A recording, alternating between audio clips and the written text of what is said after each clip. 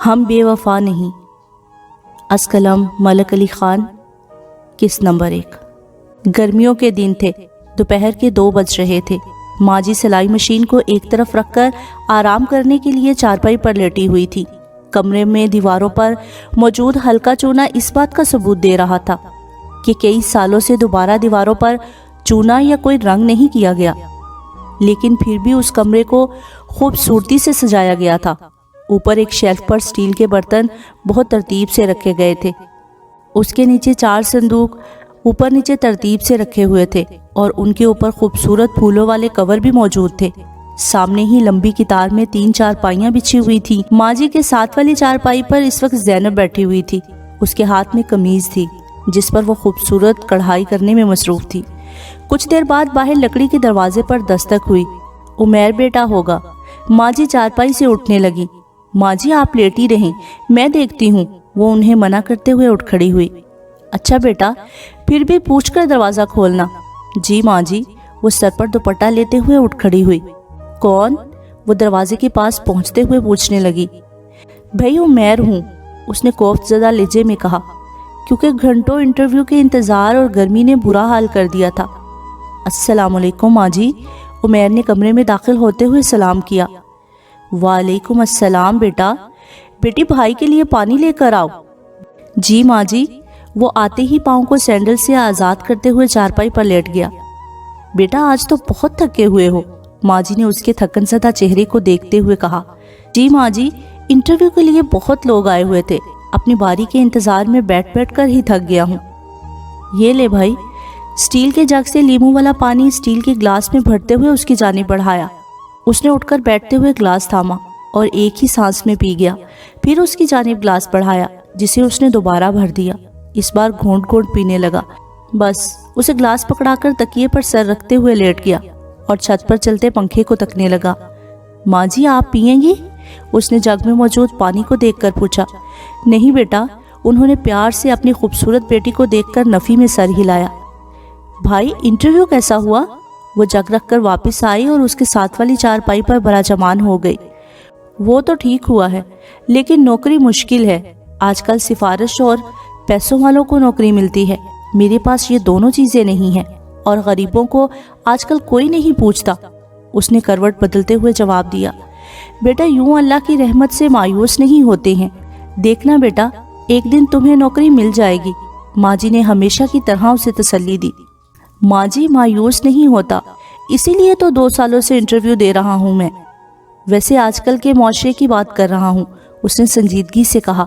اچھا بیٹا آرام کر لو کچھ دیر، پھر نہا لینا، تھکن اتر جائے گی. پھر مل کر کھانا کھاتے ہیں. صبح بھی ٹھیک طرح سے ناشتہ کر کے نہیں گئے تم. وہ ہر ماں کی طرح بیٹے کی فکر کرتی ہوئی بولی. عمیر کا تعلق ایک درمیانے طبقے کے گھرانے سے ہے. وہ اپنی بہن اور ماں کے ساتھ رہتا ہے. والد کا انتقال 8 سال پہلے ایک حادثے میں ہو گیا تھا.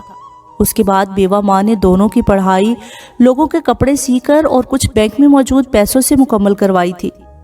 عمیر MBA کرنے کے بعد 2 سالوں سے نوکری تلاش کر رہا ہے اور ساتھ میں شام کو ٹیوشن سینٹر میں بچوں کو ماہانہ 4000 تنخواہ پر پڑھاتا ہے.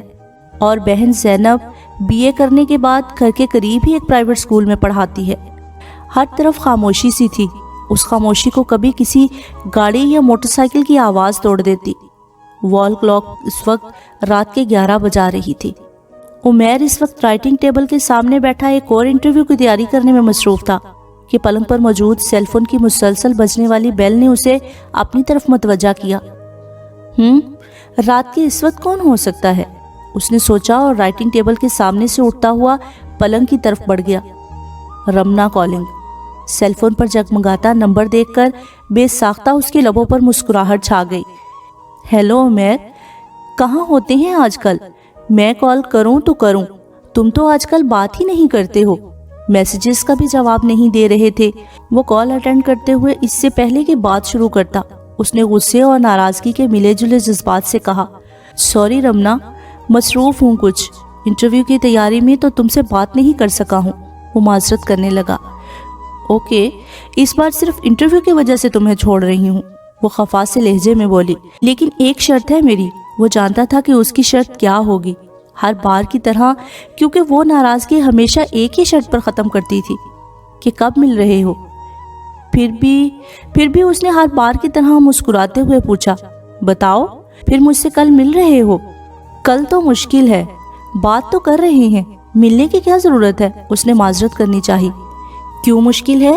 میرا انٹرویو ہے، ویسے بھی تم تو جانتی ہو ایسے ملنا اچھا نہیں لگتا روز روز۔ اس نے اسے سمجھانے کی کوشش کی تھی کیونکہ ایسے ملنا اسے پسند نہیں تھا۔ روز روز؟ کچھ یاد ہو تو 2 ماہ پہلے ملے تھے، جانتی تو ہو تم مجھے یہ سب کچھ اچھا نہیں لگتا، پتہ نہیں کس دور کے لڑکے ہو تم، ملنے سے بھی لڑکیوں کی طرح ڈرتے ہو۔ وہ منہ پھلا کر بولی، لڑکی تم میری عزت ہو اور میں تم سے بہت محبت کرتا ہوں۔ ایسا اچھا لگے گا کہ کبھی کسی ریسٹورنٹ میں تمہارے پاپا یا کوئی جاننے والا تمہیں میرے ساتھ دیکھ لے تو تمہارے بارے میں کیا سوچیں گے؟ خود سوچو، ایک لڑکی کی عزت بہت نازک ہوتی ہے۔ مجھے تو کچھ نہیں ہوگا، وہ اسے نرم لہجے میں سمجھانے لگا۔ اچھا اب زیادہ تقریر تو نہ کرو۔ اوکے جناب، نہیں کرتا میں تقریر، اس نے مسکرا کر کہا۔ اچھا یہ بتاؤ کیسی ہو؟ ٹھیک ہوں، تم بتاؤ؟ میں بھی ٹھیک ہوں۔ کیا کر رہے تھے؟ بس کل ایک انٹرویو ہے، اسی کی تیاری کر رہا تھا۔ اور تم کیا کر رہی ہو؟ میں تمہیں یاد کر رہی تھی، وہ شوق سے لہجے میں بولی۔ اچھا جی میں ہی ہمیشہ یاد کرتی ہوں، تم نے تو کبھی مجھے یاد ہی نہیں کیا۔ وہ پھر سے شکوہ کرنے لگی۔ جناب تمہارا یہ شکوہ بالکل غلط ہے، میں تمہیں بھولتا کب ہوں جو یاد کروں؟ بس آج کل کچھ مصروف ہوتا ہوں، اس لیے بات کرنے کا ٹائم نہیں ملتا۔ تمہیں باتیں خوب بنانی آتی ہیں۔ یہ سچ ہے، تمہیں کیسے یقین دلاؤں؟ اس کی بات پر کہکہا لگایا۔ مجھ سے مل کر؟ وہ مسکراتی ہوئی بولی۔ اچھا کل تو میرا انٹرویو ہے، پھر کسی دن سوچتے ہیں۔ پھر کسی دن کا کیا مطلب؟ تم ہر بار ایسے ہی کہتے ہو، پھر ملتے نہیں۔ وہ ناراضگی سے بولی۔ نہیں، اس بار کل انٹرویو دے کر فری ہوا تو ملوں گا، وہ اسے یقین دلانے لگا۔ پرومس نا؟ جی ہاں پکا پرومس۔ اب پھر بات کرتے ہیں، انٹرویو کی ابھی تیاری کرنی ہے۔ Okay good night. Azhar Hashim خوبصورت ڈائننگ ہال میں بیٹھے اس وقت ناشتے پر اپنی بیٹی تانیہ کا انتظار کر رہے تھے۔ ان کی نظریں ہاتھ میں موجود اخبار پر تھی۔ گڈ مارننگ پاپا، وہ چیئر کھینچ کر ڈائننگ ٹیبل کے سامنے بیٹھتے ہوئے خوشگوار موڈ میں بولے۔ گڈ مارننگ تانیہ بیٹا، انہوں نے اخبار رکھتے ہوئے پیار سے دیکھ کر کہا۔ آج ہماری بیٹی لیٹ ہو گئی ہے، انہوں نے مینگو جوس کا گلاس بھرتے ہوئے پوچھا۔ جی پاپا، رات کو کچھ یونیورسٹی کا کام کر رہی تھی، اسی لیے صبح جلدی آنکھ نہیں کھلی۔ آپ نے ناشتہ کر لینا تھا، آپ بھی میری وجہ سے آفس سے لیٹ ہو رہے ہوں گے، اس نے کچھ شرمندگی سے کہا۔ بیٹا آپ کے بغیر میں کیسے ناشتہ کر سکتا ہوں؟ انہوں نے محبت بھری نگاہوں سے دیکھتے ہوئے اپنی لاڈلی بیٹی سے کہا۔ جی پاپا آپ شروع کریں، وہ مسکراتی ہوئی بولی اور ان کو ناشتے کی طرف متوجہ کیا۔ اظہر ہاشم اظہر انڈسٹریز کے مالک ہیں، ان کا بزنس میں کافی نام ہے۔ بڑے سے خوبصورت بنگلے میں وہ اپنی بیٹی کے ساتھ رہتے ہیں۔ ان کی بیوی کا انتقال 10 سال پہلے ہو چکا ہے، اب وہ دونوں باپ بیٹی ایک دوسرے کا سہارا ہے۔ تانیہ یونیورسٹی میں لیکچرر ہیں۔ ہیلو سر، کوئی عمیر صاحب آئے ہیں، آپ سے ملنا چاہتے ہیں۔ اسد اس وقت آفس میں بیٹھا ایک فائل دیکھنے میں مصروف تھا کہ اس کی سیکرٹری نے اطلاع دی۔ جی بھیج دیں۔ جی سر۔ سر اب آپ جا سکتے ہیں۔ سیکرٹری اپنے سامنے کھڑے خوبصورت نقوش والے لڑکے سے مخاطب ہوئی۔ السلام علیکم میرے یار، کیا حال ہے؟ عمیر گلاس ڈور کھولتے ہوئے داخل ہوا اور پرتکلف لہجے میں بولا۔ وعلیکم السلام میرے یار، اسد نے چیئر سے اٹھ کر گلے ملتے ہوئے خوشگوار موڈ میں کہا۔ بیٹھو میرے یار، میں تو ٹھیک ہوں، تم سناؤ؟ وہ خود بھی اس کے سامنے چیئر پر بیٹھ گیا۔ بس اللہ کا شکر ہے، اتنے دنوں بعد کیسے آنا ہوا؟ اسے دیکھ کر سوالیہ نظروں سے پوچھا۔ بس اسد یار، اس طرف اتنا آتا نہیں ہوں، آج ایک انٹرویو دیکھ کر تیرے آفس کے سامنے سے گزر رہا تھا، سوچا تجھ سے ملتا جاؤں۔ یہ تو اچھا کیا عمیر، آج میں تجھے کال کرنے والا تھا کہ آج ایک ساتھ لنچ کرتے ہیں، اس بہانے ملاقات بھی ہو جائے گی، ورنہ تو ملتا ہی کب ہے؟ اس نے نہ ملنے کی شکایت کی۔ اور سناؤ انٹرویو کیسا ہوا؟ اچھا ہو گیا ہے، کوئی اچھا آدمی تھا، امید تو اس بار ہے کہ نوکری لگ جائے گی، وہ اسے تفصیل سے بتانے لگا۔ چلو اچھا ہے تیری نوکری لگ جائے، میں کتنی بار تجھے کہہ چکا ہوں میرے آفس میں تو کام کرتا نہیں، اس نے شکوہ کیا۔ تجھے تو پتا ہے احسان، سفارش، یہ سب کچھ مجھے پسند نہیں ہے، اس نے مسکراتے ہوئے جواب دیا۔ میں نے بھی کتنی بار کہا ہے کہ احسان کی کیا بات ہے، تو اپنا بھائی ہے۔ بس یار، बातों में तुझसे चाय पानी का भी नहीं पूछा। तू भी सोच रहा होगा कैसा दोस्त है, इतनी गर्मी में पानी तक नहीं पूछा। वो शर्मिंदा से लहजे में बोला, छोड़ यार, तेरे ऑफिस में एसी में बैठा हूँ, सारी गर्मी चली गई। वैसे भी अभी कोल्ड ड्रिंक पीकर आया हूँ। चलो यार, पानी को छोड़ो, लंच करने जाते हैं। 1 तो बज रहा है, उसने वॉल क्लॉक को देखकर कहा। अच्छा चलो फिर। वो सामने टेबल से गाड़ी की चाबी और सेलफोन उठाते हुए उठ खड़ा हुआ। उमैर और असद दोनों कॉलेज के ज़माने के अच्छे दोस्त हैं। फिर एक ही यूनिवर्सिटी में दोनों ने तालीम मुकम्मल की। असद ने MBA करने के बाद अपने पापा का ऑफिस संभाल लिया था। माँ जी, आप ये सिलाई मशीन को छोड़ क्यों नहीं देती हैं? मैं बचपन से आपको यही काम करते देखता आया हूँ। अब तो ज़ैनब और मैं ज़्यादा नहीं तो इतना तो कमा लेते हैं कि घर का गुजारा आराम से हो सकता है। वैसे भी इंशाअल्लाह मेरी नौकरी बहुत जल्द लग जाएगी। आज जिस ऑफिस में मैं इंटरव्यू देकर आया हूँ, वहाँ के बॉस मुझे बहुत अच्छे इंसान लगे हैं। क्या पता कुछ दिनों तक मेरी नौकरी लग जाए। वो शाम के उस वक्त चारपाई पर लेटा आसमान पर मौजूद कबूतरों की उड़ान को देखते हुए कहने लगा, बेटा, सारे घर के काम ज़ैनब करती है और सारा दिन मुझे कोई काम नहीं होता। बस इस मशीन की आदत सी हो गई है। वक्त भी गुजर जाता है और अब तो वैसे भी तुम दोनों के कहने पर पड़ोसियों के कपड़े तो सीती हूँ, कौन सा ज़्यादा काम करती हूँ। वो सिलाई मशीन चलाती हुई बोली, खाला, अम्मी पूछ रही हैं मेरे कपड़े सिल गए हैं तो दे दें। पड़ोसियों का एक बच्चा लकड़ी के दरवाजे से अंदर दाखिल होते हुए बोला था। बैठ जाओ बेटा, तुम्हारी अम्मी के कपड़े सिल गए हैं, अभी देती हूँ। माँ जी उसे देखकर प्यार से बोली, ज़ैनब बेटी, ये सामने कमरे में जो चारपाई पर शापर में कपड़े पड़े हैं, ये तो उठा दो। माँ जी ने ज़ैनब को आवाज़ देकर कहा। जी माँ जी, अभी लेकर आई। ज़ैनब किचन में सालन बनाने में मसरूफ़ थी। चूल्हे की आंच धीमी करते हुए बोली, माशाअल्लाह से हमारी बेटी की एजुकेशन तो कंप्लीट हो गई है। मैं अब इसकी शादी करने के बारे में सोच रहा था, आपका क्या ख्याल है? जुबैर नियाजी चाय पीते हुए जुबैदा बेगम से मुखातिब हुए। शाम के साए गहरे हो रहे थे। बारिश के बाद भी आसमान पर बादलों का राज था। ठंडी हवा चल रही थी। वो दोनों इस वक्त लॉन में बैठे चाय से लुत्फ अंदोज हो रहे थे। जुबैर नियाजी का अपना बिजनेस है। अमीर तबके से उनका ताल्लुक है। उनकी एक इकलौती बेटी रमना है, जिसकी शादी के बारे में वो आजकल सोच रहे थे। बात तो आपकी ठीक है, बेटियां जितनी जल्दी अपने घर की हो जाएं अच्छी बात है, लेकिन लड़का हमारी चांद सी बेटी के काबिल होना चाहिए। ना ही आपके ख़ानदान में रमना की कोई काबिल लड़का मौजूद है, ना मेरे ख़ानदान में कि जिससे रमना बेटी की शादी की जाए। वो फिक्रमंदी से बोली। भाई जुबैदा बेगम, इसकी फिक्र आप छोड़ दें।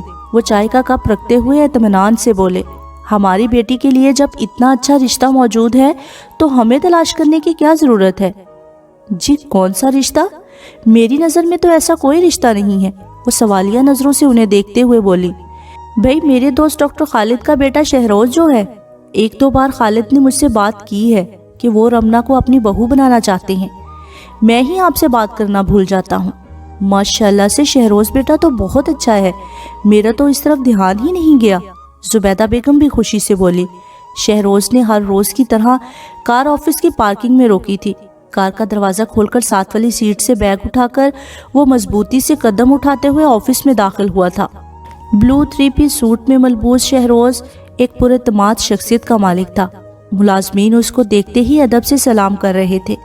वो सरखम करके उनके सलाम का जवाब देता हुआ ग्लास डोर खोलकर अपने कैबिन में दाखिल हुआ और चेयर को संभालते हुए बैठा था। कुछ देर बाद ही मैनेजर इजाज़त लेते हुए अंदर दाखिल हुआ। बैठ जाए मैनेजर साहब। शुक्रिया सर। वो उसके सामने चेयर पर बैठ गया। मीटिंग के सिलसिले में वो कुछ डिस्कस करने लगे। और सर, इस फाइल को आप एक बार फिर देखकर साइन कर दे। मैनेजर ने फाइल खोलकर उसके सामने रखी। माँ जी, ज़ैनब कहाँ हो? उफ भाई, क्यों शोर मचा रखा है? ज़ैनब कमरे से बाहर आकर बोली। वो उस वक्त कच्चे सेहन में खड़ा आवाज़ें दे रहा था। ज़ैनब, आज मैं बहुत खुश हूँ। पहले ये बताओ माँ जी कहाँ हैं? उसने इर्द गिर्द नजरें दौड़ाते हुए खुशी से भरपूर लहजे में पूछा। वो तो साथ वालों के घर गई हैं। पहले मुझे बताएं बात क्या है? उसने सवालिया नजरों से देखा। ज़ैनब, मुझे नौकरी मिल गई है, वो भी अजहर इंडस्ट्रीज में। उसके चेहरे से खुशी झलक रही थी। भाई, ये तो बहुत खुशी की बात है। वो खुश होते हुए बोली। और अब आप अंदर कमरे में आ जाएं, बाहर धूप में खड़े हैं। अब इस खुशी में मिठाई कब खिला रहे हैं? वो चारपाई पर बैठती हुई बोली। بھائی یہ مٹھائی لے آیا ہوں نا تمہارے اور ماں جی کے لیے۔ وہ چارپائی پر بیٹھتے ہوئے شاپر میں سے مٹھائی کا ڈبہ نکالتے ہوئے خوشی سے بولا، تمہارے پسند کی گلاب جامن اور برفی لایا ہوں۔ آج 2 سال بعد آخر اسے نوکری مل گئی تھی۔ آج اس کی خوشی کا کوئی ٹھکانہ نہیں تھا۔ بھائی آج میں بھی اسی خوشی میں آپ کی پسند کا کھانا بناؤں گی۔ وہ برفی کھاتے ہوئے پیار سے اپنے بھائی کو دیکھ کر بولی۔ بھائی کیا باتیں ہو رہی ہیں بہن بھائی کی آپس میں؟ ماں جی کمرے میں داخل ہوتی ہوئی بولی۔ ماں جی آپ پہلے میرے پاس بیٹھیں۔ وہ ان کو نرمی سے کندھوں سے پکڑ کر اپنے پاس بٹھاتے ہوئے بولا۔ یہ لو بس بیٹھ گئی، اب بتاؤ۔ ماں جی نے سوالیہ نظروں سے دیکھا۔ یہ منہ میٹھا کرے۔ وہ اپنے ہاتھ سے ان کو گلاب جامن کھلاتے ہوئے کہنے لگا۔ زینب کے چہرے پر بھی اس وقت مسکراہٹ تھی۔ مٹھائی تو کھا لی لیکن یہ تو بتاؤ کس خوشی میں کھلائی ہے؟ وہ پیار سے اپنے بیٹے کو دیکھتے ہوئے بولی۔ ماں جی آپ بوجھے آج؟ مجھے تو آج اپنے بیٹے کی خوشی دیکھ کر لگتا ہے میرے پیارے بیٹے کو نوکری مل گئی ہے۔ بالکل ٹھیک اندازہ لگایا ماں جی، اس نے مسکراتے ہوئے کہا۔ یا اللہ تیرا لاکھ شکر ہے کہ میرے بیٹے کو نوکری مل گئی ہے۔ پہلے میں شکرانے کے نفل ادا کروں گی اور کل اس خوشی میں پورے محلے میں چاولوں کی دیگ بانٹوں گی۔ وہ پیار سے اپنے بیٹے کی پیشانی پر بوسہ دیتے ہوئے خوشی سے بولی۔ نیکسٹ ایپیسوڈ کے لیے میرے چینل کو سبسکرائب کر لیجئے اور بیل نوٹیفیکیشن دبانا بالکل نہ بھولیں تاکہ نیکسٹ ایپیسوڈ پر وقت آپ تک پہنچے۔